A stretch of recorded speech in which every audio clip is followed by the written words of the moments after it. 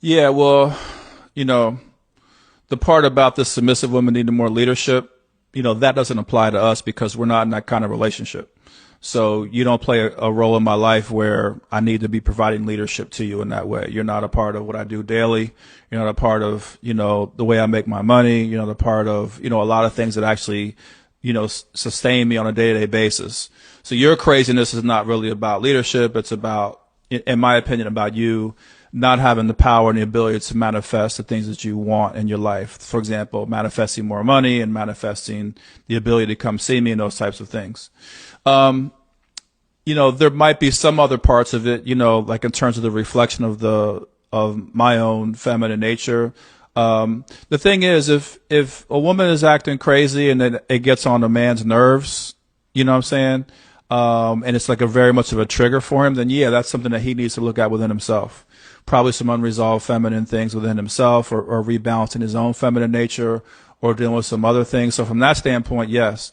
But at the same time, I can call a woman crazy, but it's just because I'm calling her crazy, not because I really care either way, or not because it's really bothering me, or not because, I'm that invested in how she behaves and that kind of stuff. So just because a man calls a woman crazy in general doesn't mean he has a major problem with it. Like I said in one of my other videos, actually the clip I posted today, I said that, I tend to attract crazy women.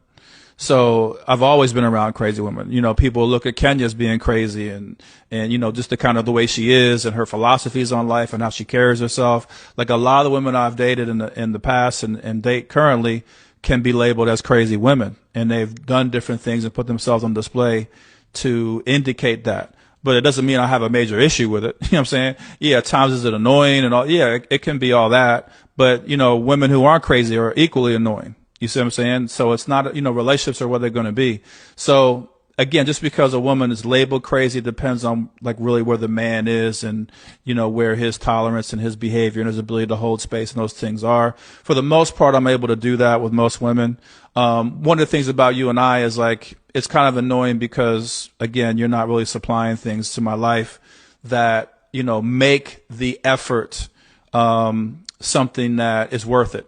You see what I'm saying? So like when you were doing your crazy stuff before and calling all the people that we know and all that, like it's just annoying.